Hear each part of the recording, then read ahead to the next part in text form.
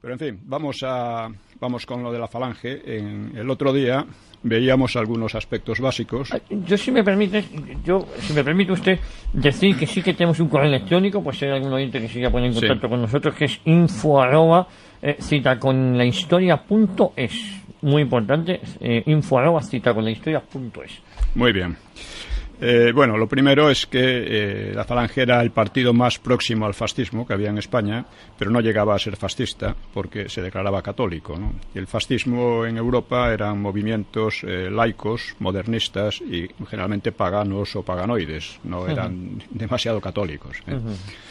En segundo lugar, vimos que aunque se le achaca a la Falange un carácter especialmente violento y matón, pues tuvo de ello mucho menos que los socialistas, o que los comunistas, o que los separatistas catalanes, que también tenían sus milicias uniformadas al estilo del fascio italiano, ¿no?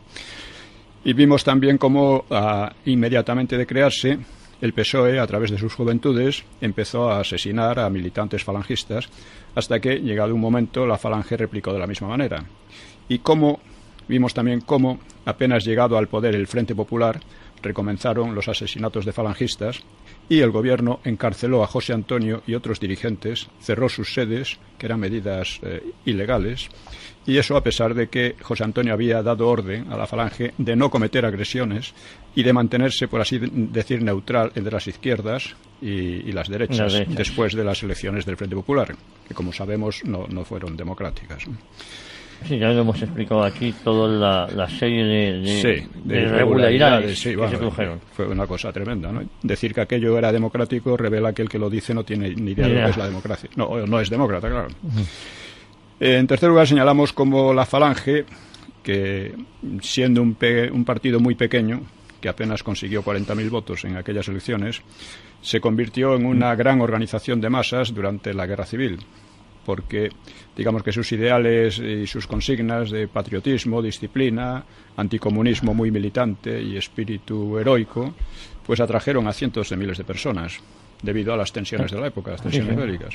Un fenómeno que en el bando contrario se dio con el Partido Comunista, que era el partido más disciplinado y más combativo, ¿no? Y fue el que hizo de masas al final, ¿no? Sí, y de ser un pequeño partido también al principio, se fue convirtiendo en el más grande y en el más decisivo del Frente Popular. Otra cosa que vimos es también cómo, cuando terminó la Segunda Guerra Mundial, se creyó aquí por muchísima gente y en todo el mundo que a Stalin, Churchill y Roosevelt le bastaban con dar un soplo para barrer al régimen franquista. Incluso Serrano Suñer lo creyó y propuso a Franco un poco hacer de la Falange el chivo expiatorio, suprimiéndola para ofrecer al exterior una imagen más o menos aceptable, ¿no? Y como Franco se negó en rotundo y mantuvo a la Falange desafiando las presiones exteriores. Así que hoy vamos a extendernos un poco más. Espero que luego llegue Fernando Paz más tarde. Luego se va a incorporar don Fernando Paz a esta mesa, a esta tertulia. Y hablaremos de otras muchas cosas relacionadas que tienen gran interés. Hay que decir que la Falange ha sido poco y mal estudiada. Primero, los propios falangistas no han hecho nada que valga la pena sobre la propia Falange, desde el punto de vista intelectual. Quiero decir, de historia, etcétera, ¿no? No han sabido psicanalizar ni ponerlo, como es debido. Y los estudios no falangistas, pues son muy contrarios y en general son muy sectarios. Ya habíamos visto también la otra semana cómo se acusaba a la Falange de haber promovido los atentados y los ataques al PSOE cuando fue exactamente al revés. Fue el PSOE el que los empezó y la Falange no respondió hasta que hubo 5 o 6 asesinatos, ¿no? Primero hay que decir que la Falange no define al régimen franquista.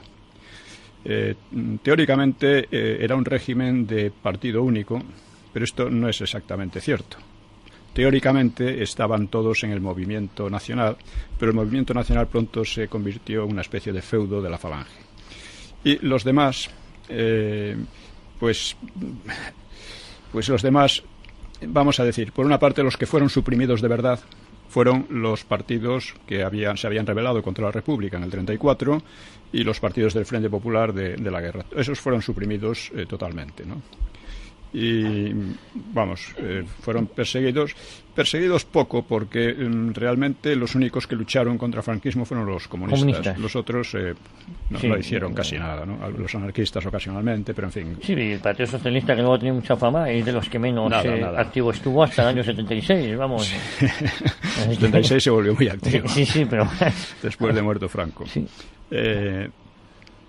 Pero de hecho había por lo menos 4 partidos que se les llama normalmente familias, las familias, porque no funcionaban exactamente como partidos, pero sí de manera muy aproximada. Había por una parte la Falange, por otra estaba el carlismo, por otra parte los monárquicos juanistas y por otra parte el grupo católico ligado a la jerarquía eclesiástica. Cada uno de estos tenía sus propias organizaciones, tenía sus propios órganos de expresión y entre ellos se llevaban bastante mal. Se llevaban bastante mal. Dentro del movimiento sí podíamos distinguir que había estas familias, ¿no? Sí, había entre ellas mucha rivalidad. Por ejemplo, sobre todo entre la Falange y los católicos hubo una gran rivalidad por hacerse con el control de la enseñanza. Que al final quien perdió fue la Falange. Pero porque en estos encontronazos entre unos y otros, la Falange salió perdiendo más veces que ganando. Sí, yo creo que prácticamente en todas, luego se vio al final. Bueno, no se puede decir que siempre perdiera. Que siempre perdiera, pero en general, sobre todo al principio, ganó muchos puntos, pero poco a poco los fue perdiendo, ¿no? Sí, a eso me refiero, sobre todo en los últimos 20 años del régimen. La Falange es suplantada por los tecnócratas. Sí. Ya hablaremos un poco de eso. Y hay que reconocer que mantener unidas a aquellas tendencias sin que se pelearan entre sí, porque en la derecha hay una tradición de peleas internas, a veces suicidas, ¿no? Mantenerlas unidas y que la cosa marchara requiere cierto genio político, ¿no? Y hay que reconocer que sin Franco las cosas no hubiera sido posible. No hubiera sido posible, ¿no? O sea, en resumen, la Falange nunca consiguió imponer plenamente sus ideas. Serrano Suñer hizo un intento, pero fracasó ante las presiones de los militares y de la Iglesia. Muchos falangistas estaban muy descontentos con el protagonismo que se daba desde el principio a la Iglesia, que lo consideraban una intromisión en las funciones propias del Estado, y verdaderamente la Iglesia trataba de dar esa imagen general, ¿no? Pero de todas maneras no fue un partido insignificante. No. El partido duró hasta el final, tenía una fuerza menguante, pero hasta el final estuvo ahí, ¿no? Y luego la aportación más característica de la Falange fue en el terreno, vamos a decir, heroico y en el terreno social. Podemos empezar, por ejemplo, señalando lo que fue la División Azul. La División Azul fue una iniciativa promovida por Serrano Suñer con la idea de crear una unidad falangista, una unidad plenamente falangista. Tuvo un choque con Varela, que era carlista y detestaba a la Falange, y el general Varela pues quería mandar una división del ejército, ¿no? Sí, Serrano Suñer dice, pero usted está loco, si mandamos una división del ejército estamos en guerra con Rusia. Claro. La división de voluntarios se han aceptado en general en las guerras, que voluntarios de otros países podían ir, pero sin que implicara necesariamente la declaración de guerra. Pero esto al final se llegó a una solución intermedia. La mayoría de la División Azul se compuso de falangistas, no toda, pero la mayoría. Había también carlistas y había otros, ¿no? Había gente sin partido, sin familia, vamos a decir, pero estaba encuadrada por mandos militares. De esos mandos militares los había también falangistas, pero la Falange en el ejército era minoritaria. Es más, en el ejército había muchos generales que detestaban a la Falange. Sí, y la cúpula en la cúpula había bastantes monárquicos, mientras que en la base no en los mandos intermedios eran muy pocos monárquicos. Pero como eran generales, tenían mucha influencia. El caso es que la División Azul fue una empresa típicamente falangista, a pesar de todo, y un poco demostró el espíritu que se quería imbuir a la Falange. Se comportó de manera excelente militarmente, y también humanamente en Rusia. Quizás ha sido la unidad muy heroico en aquella guerra tan brutal, que en Rusia fue verdaderamente espeluznante, ¿no? Lo he contado un poco en Sonaron gritos y golpes a la puerta, ¿no?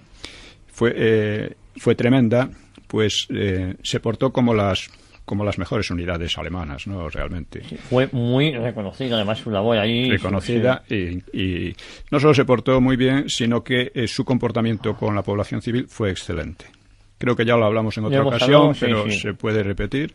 Un investigador ruso llamado Kovalyov ha escrito un libro sobre la conducta de las tropas de ocupación, sobre todo en relación con las mujeres. Y bueno, los españoles, los mejores. O sea, los más caballeros. Exactamente. No hubo brutalidades, ni violaciones, ni cosas por el estilo, ¿no? Y también con la población civil en general. Luego es curioso porque ya hace unos años, conmemorando la batalla de Krasnivor en Rusia, en Leningrado, pues invitaron a gente de la División Azul. Cosa significativa. Muy significativa, vamos. Y cuando Helmut Kohl, el que curiosamente reunificó la Alemania después de la caída del muro, pues que era presidente, ¿no? El canciller, pues vino a visitar el Alcázar de Toledo, y allí había un militar que hablaba alemán, y le preguntó que de dónde sabía, que hacía de guía, ¿no? Y le dijo que había estado en la División Azul. Y Helmut Kohl le dio un abrazo. Le dijo, algo así como me alegra abrazar a alguien de aquella heroica división. O sea que fue realmente, digamos que fue una iniciativa falangista que cumplió muy bien en todos los terrenos. En todos los terrenos. Es importante, lo vemos luego, si usted quiere, es que ha quedado de todo aquello, ¿no? Con el paso del tiempo. Con el paso del tiempo, pues ha ido quedando cada vez menos. Ya digo, ha habido, digamos, la falange fue vista por los aliados, por los vencedores de Alemania, fue vista como el emblema, la imagen fundamental del franquismo. Y entonces fue muy atacada por eso. Y por eso también Serrano Suñer y demás decían, si liquidamos la falange, igual podemos quedar los demás, ¿no? Más o menos, Y están con la tosudez de no disolverlo. Yo creo que fue un acento, aunque solo sea por fidelidad, ¿no? Indudablemente Franco en eso se portó muy bien, porque de haberla disuelto, pues bueno, el régimen probablemente se habría derrumbado en poco tiempo, y el resultado del derrumbe del régimen sería la vuelta de los exiliados que no habían olvidado, ni perdonado, ni aprendido nada. Y aquí vendría una situación parecida a la de preguerra, que era lo que Franco quería evitar a toda costa, ¿no? Cuando se habla de la actitud de Franco, casi siempre se olvida este detalle. Franco estaba obsesionado porque la guerra no hubiera sido en vano, y que una situación como la del Frente Popular y la República no se repitiera. Y bueno, acertó más o menos, es lo de menos, pero el balance general, la verdad es que Franco a quien derrotó no fue a una democracia, derrotó a una revolución, a una multirevolución, porque entre ellos mismos se llevaban muy mal y se mataban. Claro, entre ellos. Y luego libró a España de la Segunda Guerra Mundial. Solo estos dos éxitos ya se puede considerar que lo hacen de él una figura histórica de primer orden. Pero aparte hubo otros. Bien, como decíamos también, la falange, que al principio tenía un componente intelectual muy fuerte, lo fue perdiendo. De eso también vamos a hablar, ¿no? Un aspecto que también conviene tocar es el de la sección femenina. Cuando termina la guerra civil, la falange tiene unos 650.000 afiliados. Es una cifra, una barbaridad. Muy alta, en realidad más alta que las de la CNT y la UGT, porque casi siempre se habla de 1 millón y 1,5 millones de afiliados. Pero si vamos a las cifras reales de los congresos, vemos que están en torno a los 400, 500.000. Pero propagandísticamente se hablaba de 1 millón, 1,5 millones, y la mayor parte de los historiadores la dan por cierta. La dan por cierta sin analizar ese detalle tan importante que son los congresos. Claro. En los orígenes de la guerra civil, pues hago unos comentarios sobre eso en base a documentos internos de la UGT, ¿no? Y el congreso que hicieron en vísperas de la guerra civil, ¿no? De la reanudación de la guerra civil, la CNT, y claro, no cuadran en absoluto ese millón o millón y medio.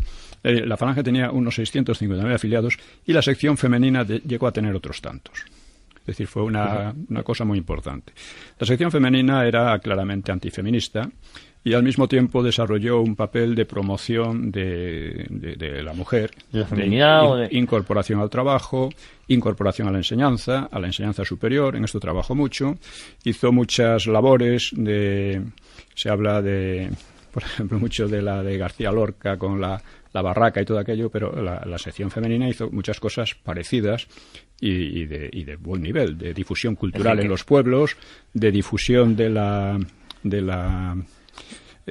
medidas de higiene entre las mujeres, de puericultura, etcétera, porque uno de los problemas que había en España en aquella época, se arrastraba en la República y desde antes, era una elevada mortalidad infantil. O sea, la mortalidad infantil era una de las más altas de Europa. Era las más altas. Y con el franquismo llegó a ser una de las más bajas de Europa. Y en eso no cabe duda que la sección femenina tuvo mucho que ver. Desde luego era antifeminista, pero en fin, viendo lo que hacen los feministas, a mí pues no me parece. Claro, era antifeminista, pero sí fueron adelantados a su tiempo, porque sí que preparó a muchas mujeres para la incorporación al mercado laboral. Sí, indudablemente. Hay que hablar del contexto histórico que vivíamos. Cambió algunas leyes discriminatorias contra la mujer, sobre todo en el ámbito familiar. En fin, que hizo una labor muy reseñable, ¿no? Muy encomiable. Luego está también, quizás podamos centrarnos un poco en lo que fue el aspecto intelectual de la Falange. Sí. No, hay que reconocer que la Falange tenía la sección femenina, tenía el SEU también como sindicato universitario, tenía varias organizaciones. Eso es. Bueno, espero que probablemente sobre estas cosas también pueda hablar Fernando Paz, aunque retomemos parte del asunto. Todo lo contrario. Sí. Por ejemplo, como prueba de lo mal que está estudiado todo este asunto, pues tenemos a Andrés Trapiello, que ha escrito algunos libros de interés, pero con ese toque cantamañanas progre que lo echa a perder gran parte de lo que se hace actualmente, ¿no? Y decía, por ejemplo, los escritores que fundaron la Falange, porque eran escritores varios de ellos, se quedaron sin generación. Ganaron la guerra, pero perdieron las páginas en los manuales de la literatura. Pero esto no es así. No. Hay otros señores, Rodríguez Puertolas, esto lo estoy leyendo del libro El franquismo y los intelectuales de Antonio Martín Puerta, que es un libro interesante. Es el franquismo y los intelectuales de Antonio Martín Puerta. Muy recomendable. Es recomendable. Pues cita a Rodríguez Puertolas, que es un procomunista, es absolutamente antifalangista, ¿no? Que ha escrito sobre la literatura fascista en España, la llamaba fascista. Y claro, empieza a citar Rodríguez Puertolas, empieza a citar la cantidad de obras y de personajes, de autores falangistas o cercanos a la Falange. Y claro, la cosa cambia por completo realmente. Voy a citar algunos de los que pone aquí. O sea, entre los fundadores de la Falange estaba Sánchez Mazas, José María Alfaro, Agustín de Foxá, Dionisio Ridruejo, Alfredo Marquerie, José Antonio Jiménez Arnau, Luis de Santa Marina, que fue el promotor de publicaciones ya tempranamente, en el 32, Eugenio Montes, Víctor de la Serna, Felipe Jiménez de Sandoval, Alfonso García Valdecasas, Tomás Borrás, Federico de Urrutia y Pedro Burlanevich Elena. Todos estos, además, Mercedes Formica, una escritora también importante. O sea, todos estos estaban entre los fundadores de la Falange. Son intelectuales Y lo que decía también el que sí era fascista de verdad, Ledesma Ramos, decía, bueno, esto parece una reunión, no parece un partido de verdad, un partido fascista ni nada por el estilo, esto parece una reunión de literatos, ¿no? Eso decía el amigo Ledesma, que efectivamente él sí era fascista, como así lo reconocía él mismo. Y luego, aparte, estaban, por ejemplo, Leopoldo Panero, Luis Rosales, o un escritor gallego un poco olvidado, José María Castroviejo, también entraría Cunqueiro. Y luego, además, durante la guerra, pues entraron en la Falange Eugenio II, que es el principal pensador catalán del siglo XX, sí. Bueno, y de cualquier siglo, sí. yo creo. Sí, yo creo que... era falangista, se hizo falangista, ¿no? Yo había pensado siempre que Eugenio Dor había coquetado también con el carlismo.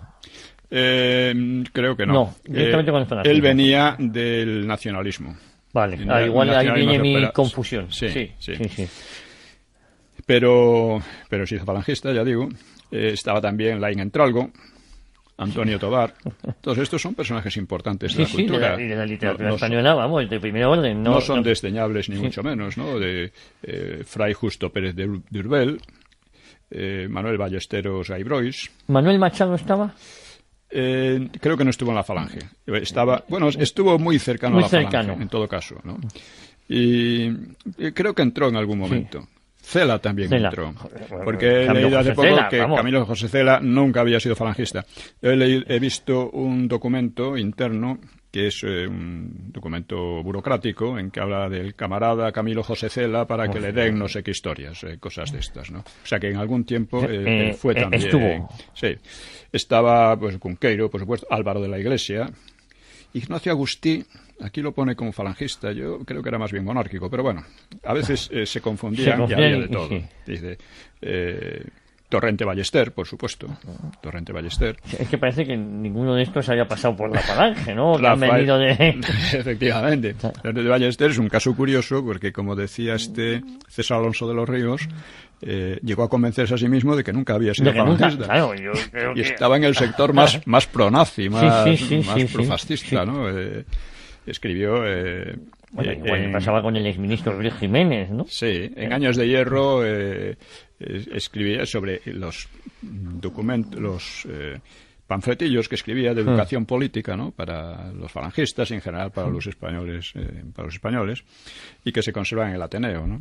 Y me dijeron que él no quería ir por el Ateneo, no le fueran a recordar aquellas cosas.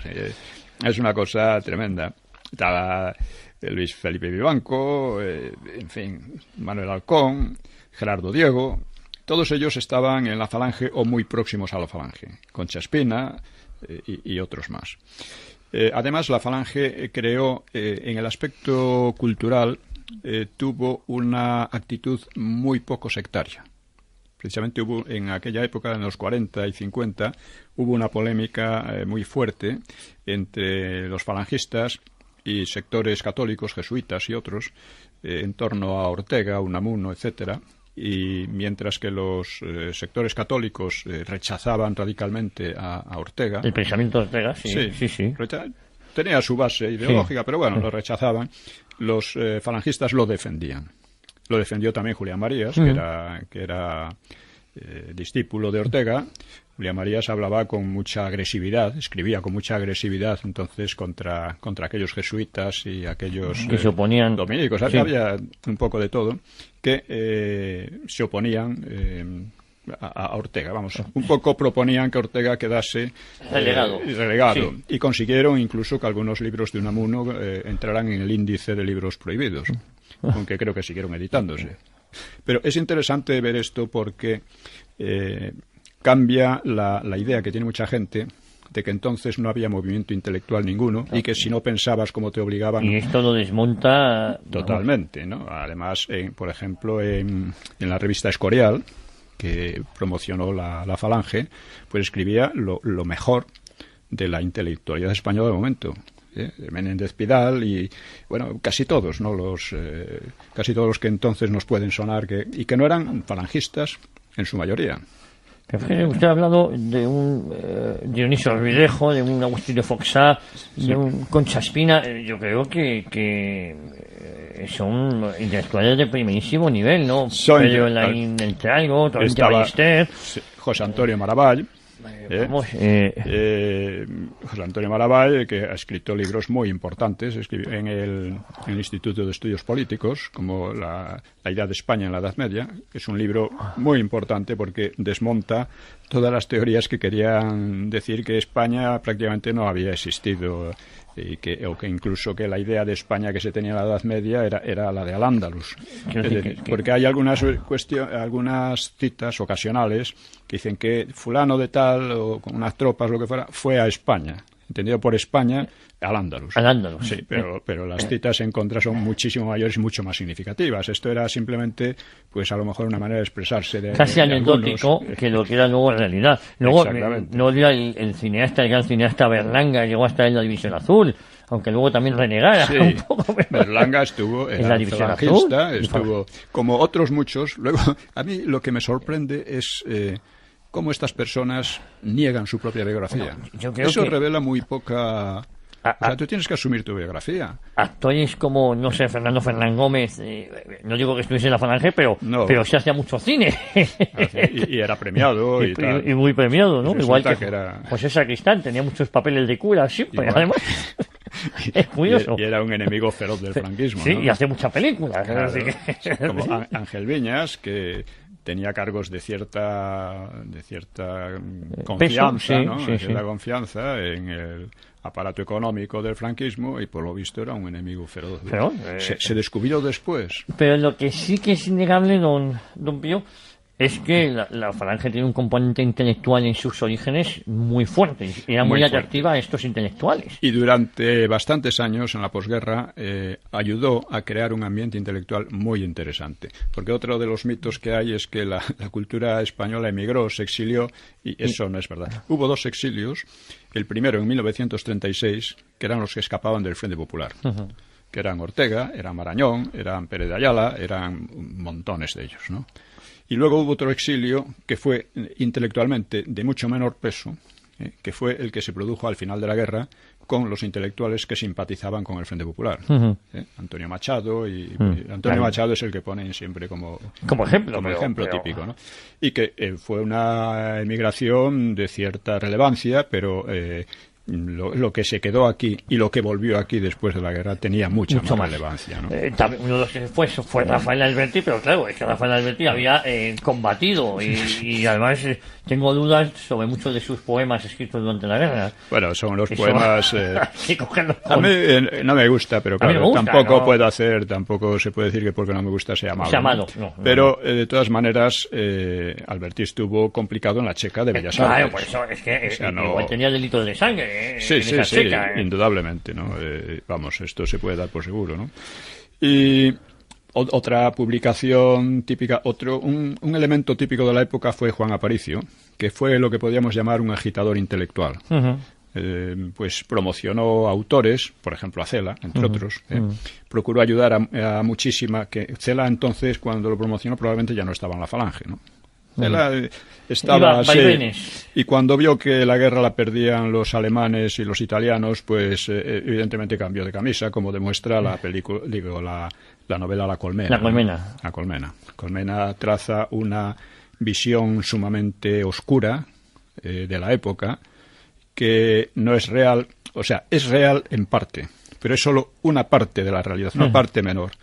Eso es una parte menor que muchas veces tendemos a generalizar, como si eso fuera lo común. Se ha generalizado enormemente. Y él escribió eso porque, como tenía un historial falangista, incluso se había propuesto como delator a la policía, pues él debía decir, bueno, como esto cambia, todo el mundo pensaba que el régimen se iba a acabar, dijo, bueno, más vale irse cubriendo las espaldas. Y como tenía talento literario, La Colmena es una gran novela. Una gran novela. Sí, pues tenía talento literario, pues escribió eso y digo, bueno, con esto ya puedo seguir viviendo, ¿no?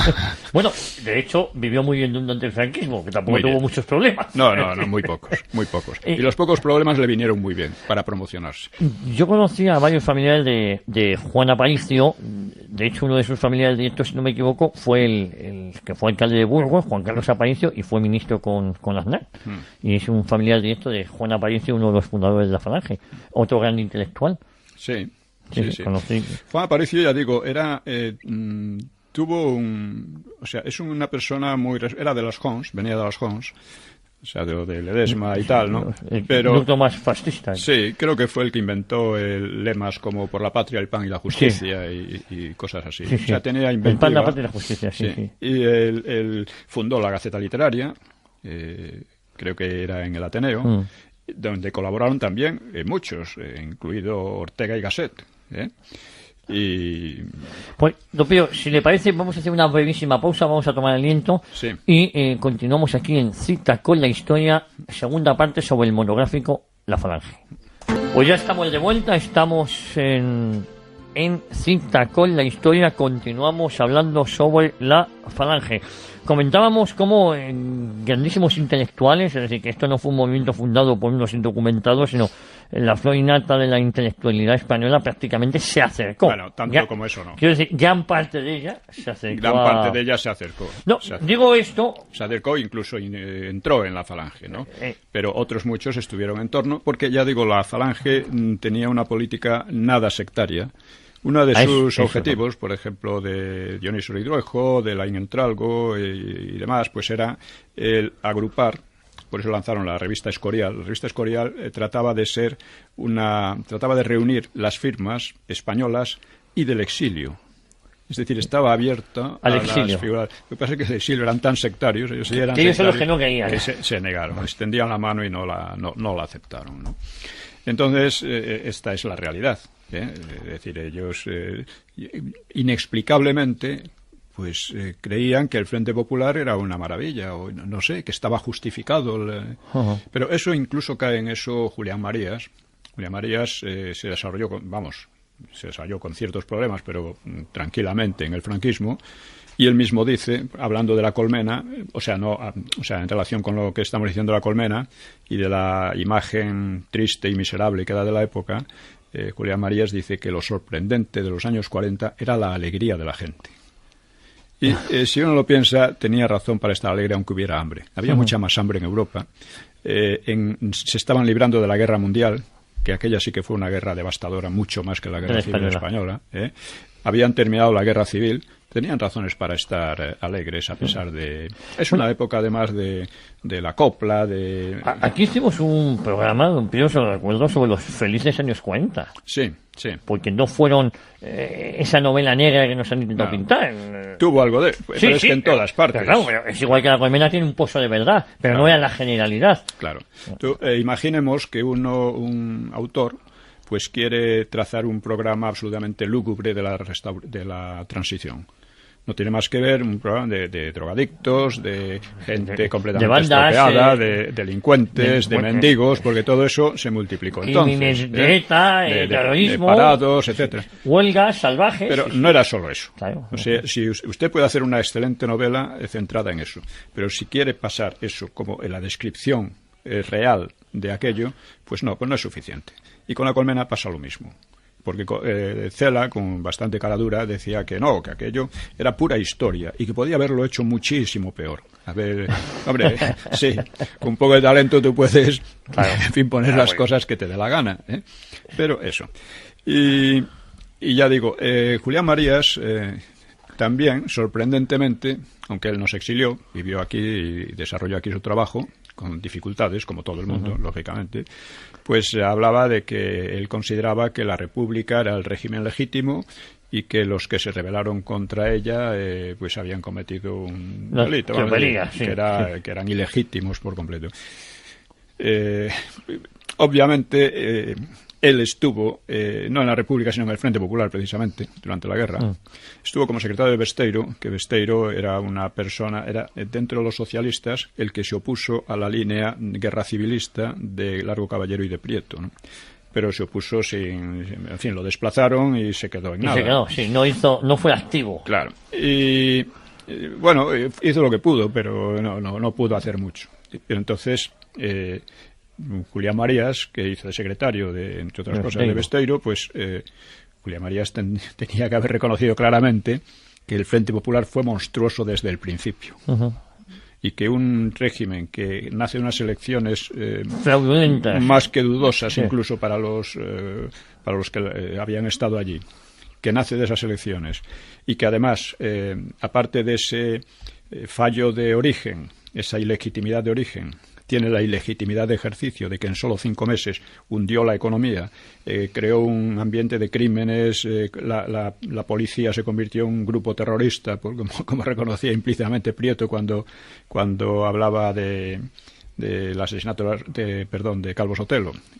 Pues claro, en fin, todo el mundo tiene fallos, porque claro, todo el mundo tiende a justificarse un poco. La realidad es, sin embargo, Julián Marías es 100 veces más veraz que la mayoría de los autores que hablan de esa época. es más veraz. Dice, bueno... Sí, aunque no se esté de acuerdo con él, sí es más veraz. Claro. Es más creíble. No, yo estoy de acuerdo en muchas cosas. Sí, en muchas de las cosas que dice Julián María. Por supuesto. ¿No? Pero, por ejemplo, él explica, bueno, había una presión del Estado, pero claro, básicamente España seguía siendo una sociedad liberal. Porque la propiedad privada se reconocía. Y uno no tenía por qué depender del Estado para nada. Podía desarrollar su vida sin tener que ver ni con la política del régimen ni con nada. Claro, esto creo que ya lo he explicado otra vez, pero me lo comentaba un profesor polaco. Decía, claro, ustedes no saben lo que es una dictadura de verdad, porque aquí, si tú protestabas, como el patrón universal era el Estado, es decir, el partido, al que protestaba se quedaba en la indigencia, se quedaba sin medio de subsistencia.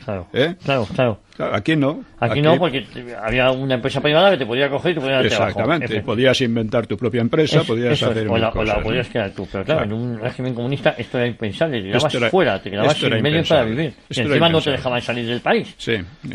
Bueno, pues ya digo que hay esta tendencia que en Julián Marías es mínima, la verdad. Julián Marías es un hombre sobre todo honesto, ¿no? Hay esa tendencia a falsificar la propia biografía para adaptarla a los intereses actuales. Porque es curioso como Cebrián mismo es un ejemplo. Cebrián, no sé si fue falangista, quizá no lo fuera nunca, pero su padre sí era un preboste de la falange, ¿no? Y este hombre, pues que tuvo altos cargos en el régimen de Franco, que prosperó en el régimen de Franco gracias a su padre en gran medida, a la influencia de su padre, en la prensa, etcétera, ¿no? En la prensa como Pueblo, el diario de los sindicatos, etcétera. Bien, pues este hombre ha cambiado de ideas. Bien, de acuerdo, todo el mundo puede cambiar ideas, pero hombre, si eres una persona pública, explica un poco por qué has cambiado de ideas. ¿Por qué antes actuabas así y ahora te has convertido en un enemigo? Ahora que ya no existe el régimen, te has convertido en un enemigo feroz del régimen. Pero ya un enemigo trasnochado, porque ya han pasado más de 40 años y parece que vive de... Sí, porque efectivamente eso se ha convertido en un negocio rentable para mucha gente. Me preguntaba alguien otro día, bueno, pero ¿qué sacan de todo esto, no? Pues sacan políticamente, primero, reivindican a aquellos con los que simpatizan, que es el Frente Popular, poniéndolo como demócratas, etcétera, cuando no lo era, y por otra parte consiguen acorralar a la derecha. Como la derecha ha renunciado a la batalla de las ideas, le dice, ustedes son franquistas. Ustedes son parte de un régimen genocida. Ustedes vienen de allí. Y recuérdense en las elecciones la retórica que usaban, ¿no? Empleando, por ejemplo, dice, pues, como decía, el no pasarán.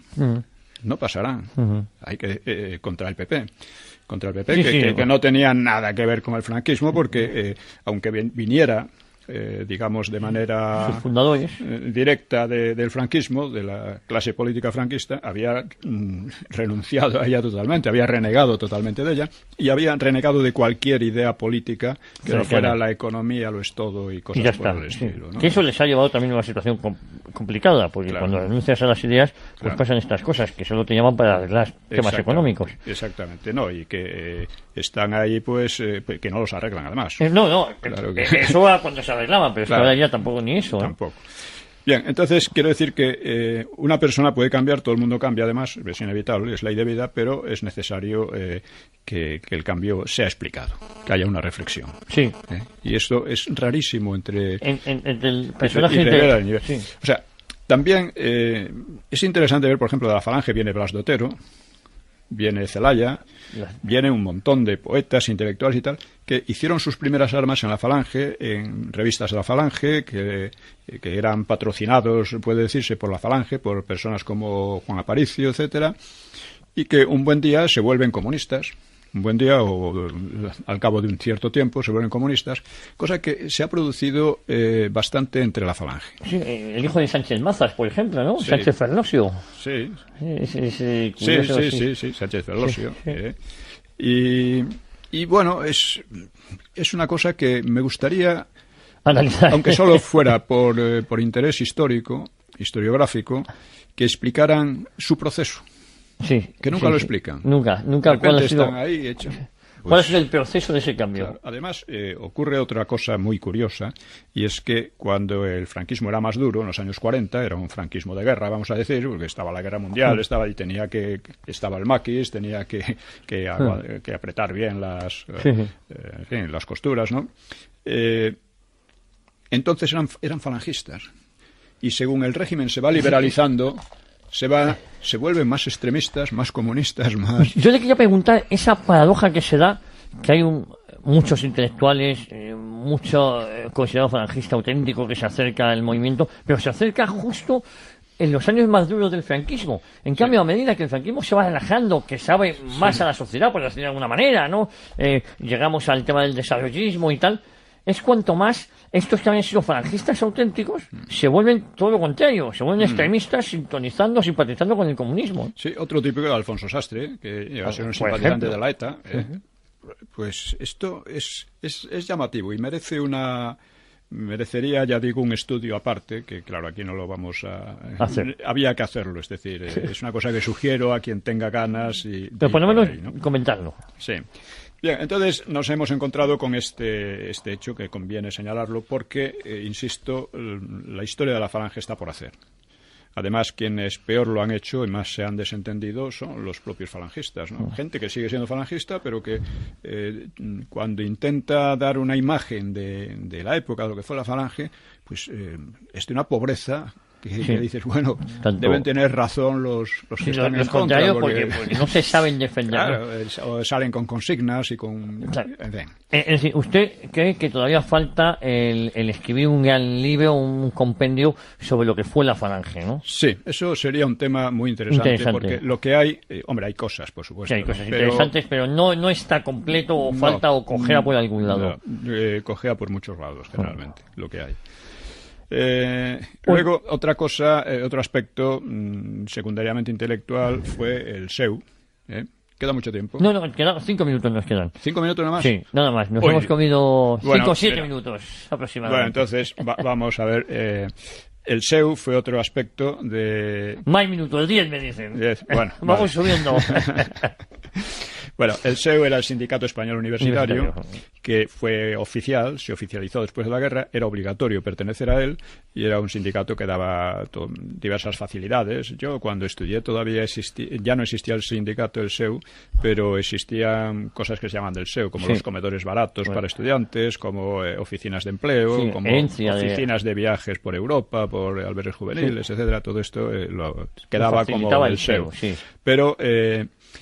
en los años... Sí existía el SEU, perdón, lo que pasa es que no era obligatorio su afiliación. Sí, bueno, pero ya no era nada. Claro. Ya no era nada, eran 4 gatos, esa es la verdad. Porque además ocurrió una cosa, y es que ya en el 56 se produce un movimiento de muchos estudiantes, un movimiento manejado por los comunistas. Fue su primer éxito después del maquis. En la Facultad de Derecho, creo yo. En la Facultad de Derecho hubo peleas, Estaba mi padre. Sí, entre falangistas que iban contra el SEU, diciendo que no tenía el SEU por qué monopolizar, en lo cual tenían razón. Pero claro, los que estaban montando todo el bollo, que participaron ellos, Dionisio Ridruejo y otros, que de repente se encuentran en la cárcel pues con los que manejaban aquello. El organizador desde fuera era Semprún. Jorge Semprún, ¿no? Jorge Semprún. Y dentro pues estaban el defensor del pueblo, que es... Ruiz Jiménez. No. A Ruiz Jiménez le cuesta el puesto que era ministro de Educación. Exactamente. No, quien estaba era hombre, que será posible... Mújica. Enrique Mújica, y otros. O Peces Barba. Y Dionisio Ridruejo se encuentra con que son comunistas los que están en el origen del montaje aquel. Cosa que no le gustó, pero estaba haciendo de compañero de viaje sin quererlo. El caso es que ya en los años 60 el Opus Dei es el que lleva la voz cantante. No solo en el aspecto económico, sino también está en contra del SEU. Y va dejando que el SEU se evapore, por así decir. No le ayuda para nada. Y los comunistas organizan el Sindicato Democrático de Estudiantes. Los comunistas siempre son muy demócratas. Muy demócratas, sí, esa palabra... Yo estuve en el sindicato, en lo que siguió al sindicato, en la Junta Democrática de Estudiantes. ¿Usted estuvo ahí? Sí, estuve ahí. En mis tiempos del Partido Comunista. Y bueno, estos lo que consiguieron fue echar abajo definitivamente al SEU. El SEU quedó entonces simplemente como una estructura burocrática por ahí, y algunas personas que decían que eran del SEU, pero, sí, pero no era el valor que había tenido antes. Además había 4 o 5 grupos de estos, vamos a ver, fachas, como se suele llamar, que muchas veces eran antifranquistas también, sí. Porque hay que decir otra cosa que no hemos dicho, es que en todas las familias del franquismo había un sector antifranquista. Sí, eso es, y aquí también lo había. Sí. Es curioso. Bien, decíamos que el aspecto principal de la Falange, yo creo que fue el aspecto social. La Falange fue la que dio al régimen un interés por el obrero, por así decir, ¿no? De hecho, la legislación proletaria, ¿no? De la época, que es muy importante. Muy importante, que más cuidaba, más protegía. Sí, viene de la Falange, en los sindicatos y fuera de los sindicatos. Sí, había 2 pilares ahí, Raimundo Fernández Cuesta como ministro de Justicia y Girón de Velasco como ministro de Trabajo, que eran 2 grandísimos falangistas, estaban muy incrustados en el régimen, ¿no? Efectivamente, estaban muy incrustados en el régimen y eran los que le daban al régimen, porque las otras familias ninguna tenía ese interés social. O sea, los monárquicos, la Iglesia también. La Iglesia creó sus propias organizaciones como de obreras, de juventudes, etcétera, ¿no? Como la OAC y tal. Sí. Pero esas organizaciones degeneraron pronto en organizaciones semicomunistas. Curiosamente. De ellas salieron además grupos como la ORT, que era un grupo maoísta, que siempre hablaba de lucha armada, etcétera, aunque no llegó a practicarla. Estaba Sauquillo ahí, me parece, ¿no? Sí. Paca Sauquillo. Paca, ¿no? Sí. Y bueno, creo que para terminar, diríamos que lo más importante que queda de la Falange es la seguridad social. O sea, la seguridad social se debe en gran medida a Girón. A Girón de Velasco, sí. Y yo recuerdo hace unos meses estuve en un debate sobre el Valle de los Caídos y estaba allí un profesor universitario, un perfecto ignorante y sectario, se llamaba Antón Losada, diciendo que la seguridad social en tiempo de franquismo no era más que una manera de robar todavía más a los obreros y no sé qué, no sé cuánto. La ignorancia. Claro, pero son de esas cosas que son tan burdas y chocan tanto que te es difícil replicarlas. Sí, casi por vergüenza ajena, ¿no? Pero vamos a dar un dato que es el definitivo. La esperanza de vida al nacer en España, en la República, eran 50 años. En los propios años 40, con todo lo duros que fueron, al final de los años 40, era de 62 años. Había aumentado en 12 años. En 12 años. A final de los años 50 estaba en 69 años. 69 años era la esperanza media de vida en los países ricos de Europa. Y cuando muere Franco, la esperanza media de vida en Europa es de 73 años, que es más que en cualquier otro país europeo, excepto Suecia. Creo que incluso, no estoy completamente seguro, pero me parece que era después de Japón y de Suecia, era la más larga. Más que la de USA, más que la de Inglaterra, más que la de Francia, más que la de Alemania. Es decir, y eso en gran medida se debe a la seguridad social. Eso es la seguridad social es lo que ha permitido, pues que eso además se ha mantenido desde entonces. Sí. O sea, y aquel personaje, pues que ve que está en las tertulias, que está en las televisiones, está en las grandes televisiones, porque esto era en la 5. En la 5. Pues personajes como este, ¿no? Son capaces de mentir de una manera tan descarada y tan desaforada que, claro, uno cuando se choca con ellos se encuentra perplejo. Pero ¿este hombre qué dice? ¿Y cómo le puede rebatir así en el momento? No. Bueno, pues la manera de rebatirlo, claro, yo le rebatí de otra manera, pero no menos contundente que esta. Porque luego lo piensa y dice, bueno, hombre, ¿cómo puede ser? Sí, pero porque uno deja perplejo tanta mentira, tanta falsedad o tanta demagogia, que es quizás lo peor enemigo, ¿no?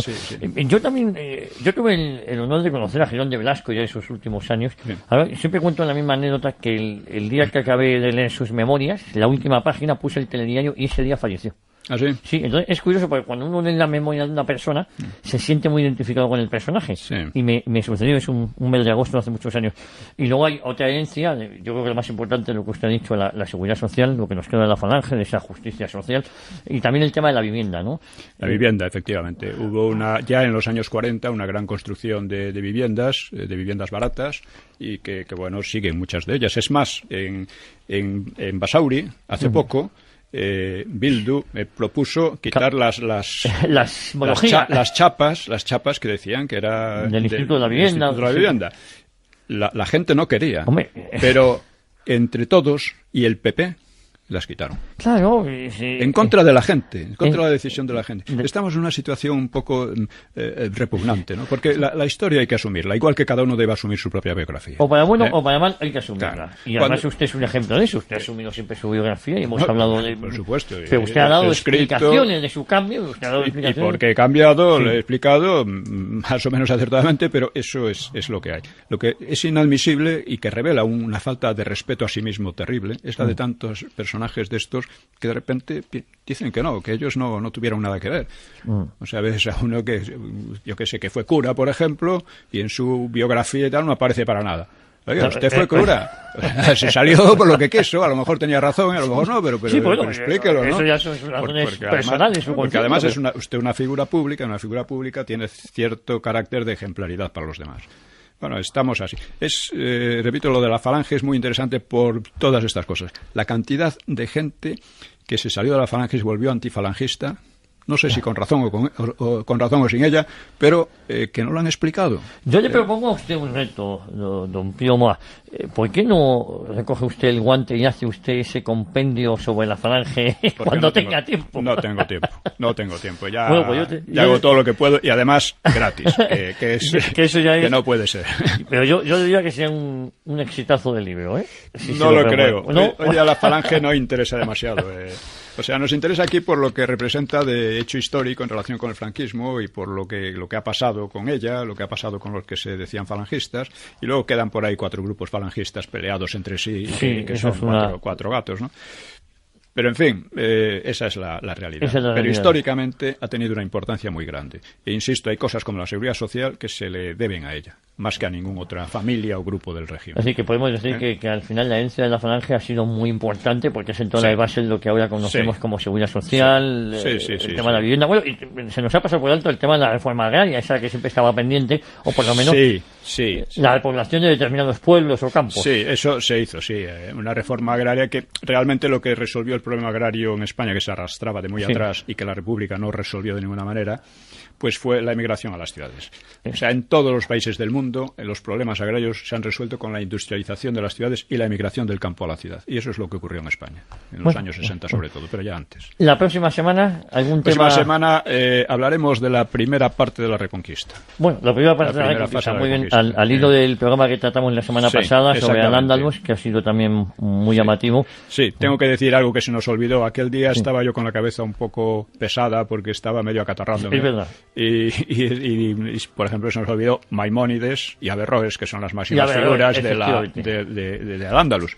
Pero lo mencionaremos un poco el próximo día. El próximo día, antes de meternos con la primera parte de la Reconquista, hablaremos de ellos. De acuerdo. Muchísimas gracias, don Pío Moa, como siempre, por haber venido y la próxima semana un poco más. A ver si Dios quiere. Si Dios mediante. Y a todos ustedes, muchísimas gracias por su fidelidad, por estar con nosotros. Recordarles que todos nuestros programas están en el blog en www.citaconlahistoria.es, y cualquier cosa que nos deseen preguntar, info@citaconlahistoria.es. Muchísimas gracias y nos escuchamos el próximo domingo aquí en Radio Intergrupo Intereconomía.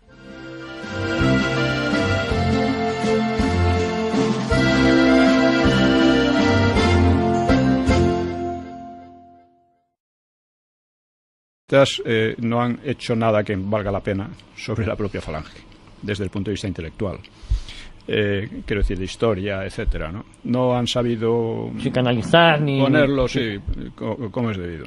Y los estudios no falangistas pues son muy contrarios y en general son muy sectarios. Ya habíamos visto también la otra semana cómo se acusaba a la falange de haber promovido los atentados y los ataques al PSOE cuando fue exactamente al revés. Fue el PSOE el que los empezó y la Falange no respondió hasta que hubo 5 o 6 asesinatos, ¿no? Primero hay que decir que la Falange no define al régimen franquista. Teóricamente era un régimen de partido único, pero esto no es exactamente cierto. Teóricamente estaban todos en el movimiento nacional, pero el movimiento nacional pronto se convirtió en una especie de feudo de la Falange.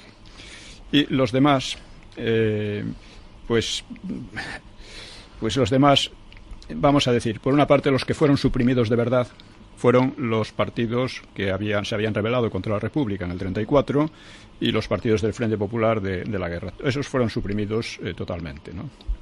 Y fueron perseguidos poco, porque realmente los únicos que lucharon contra el franquismo fueron los comunistas. Los otros no hicieron casi nada, ¿no? Los anarquistas ocasionalmente, pero en fin. Sí, y el Partido Socialista, que luego tenía mucha fama, es de los que menos activo estuvo hasta el año 76, vamos. Sí. En el 76 se volvió muy activo. Sí, pero después de muerto Franco. Sí. Pero, de hecho, había por lo menos 4 partidos. Nunca consiguió imponer plenamente sus ideas. Serrano Suñer hizo un intento, pero fracasó ante las presiones de los militares y de la Iglesia. Muchos falangistas estaban muy descontentos con el protagonismo que se daba desde el principio a la Iglesia, que lo consideraban una intromisión en las funciones propias del Estado. Y verdaderamente la Iglesia trataba de dar esa imagen general, ¿no?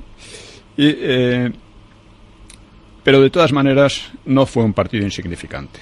No. El partido duró hasta el final, tenía una fuerza menguante, pero hasta el final estuvo ahí, ¿no? Y luego la aportación más característica de la Falange fue en el terreno, vamos a decir, heroico y en el terreno social. Podemos empezar, por ejemplo, señalando lo que fue la División Azul. División Azul fue una iniciativa promovida por Serrano Suñer con la idea de crear una unidad falangista, una unidad plenamente falangista.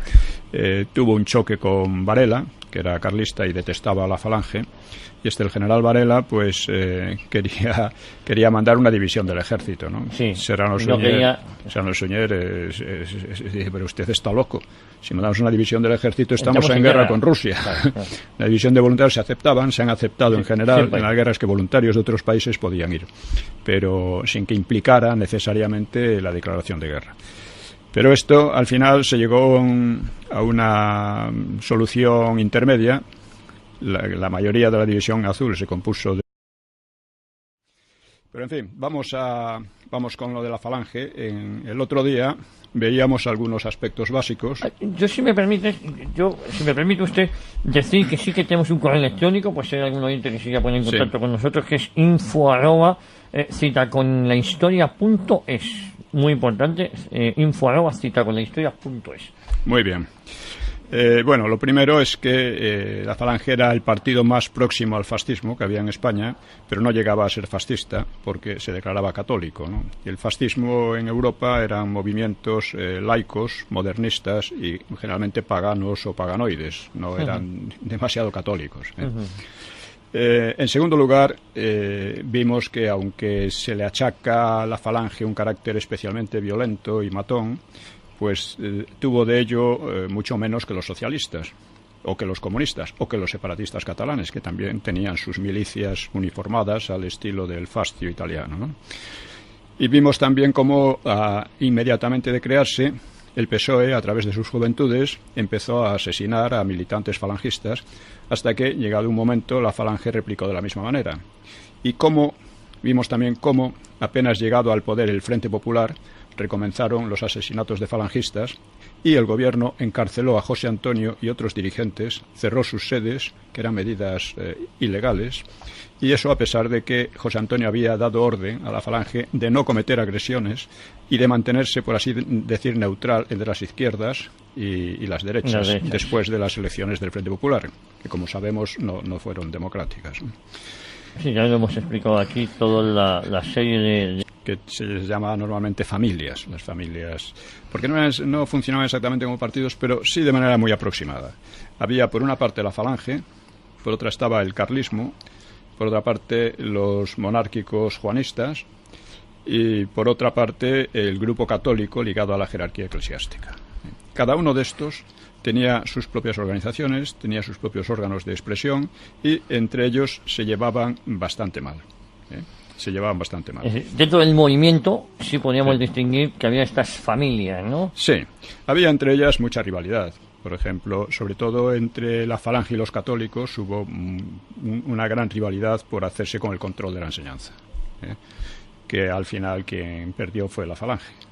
Pero porque en estos encontronazos entre unos y otros, la Falange salió perdiendo más veces que ganando. Sí, yo creo que prácticamente en todas, luego se vio al final. Bueno, no se puede decir que siempre perdiera. Que siempre perdiera, pero en general, sobre todo al principio, ganó muchos puntos, pero poco a poco los fue perdiendo, ¿no? Sí, a eso me refiero, sobre todo en los últimos 20 años del régimen.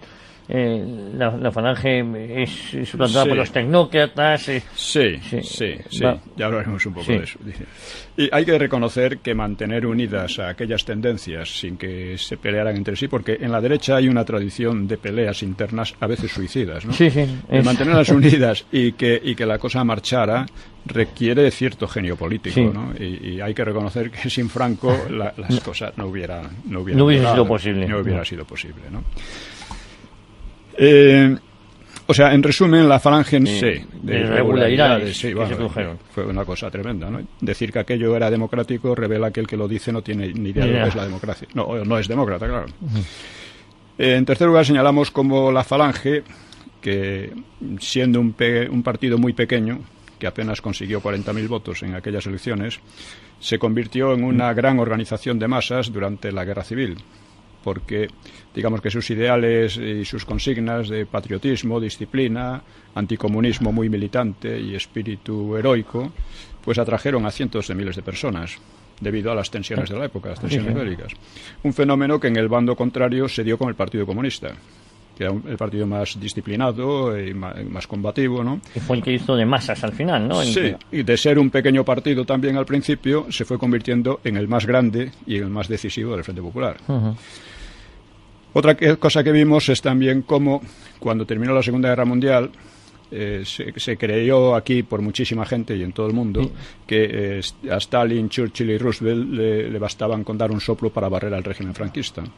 Incluso Serrano Suñer lo creyó y propuso a Franco un poco hacer de la Falange el chivo expiatorio, suprimiéndola para ofrecer al exterior una imagen más o menos aceptable, ¿no?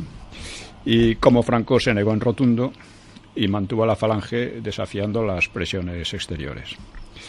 Así que hoy vamos a extendernos un poco más. Espero que luego llegue Fernando Paz más tarde. Luego se va a incorporar don Fernando Paz a esta mesa, a esta tertulia. Y hablaremos de otras muchas cosas relacionadas que tienen gran interés. Hay que decir que la Falange ha sido poco y mal estudiada. Primero, los propios falangistas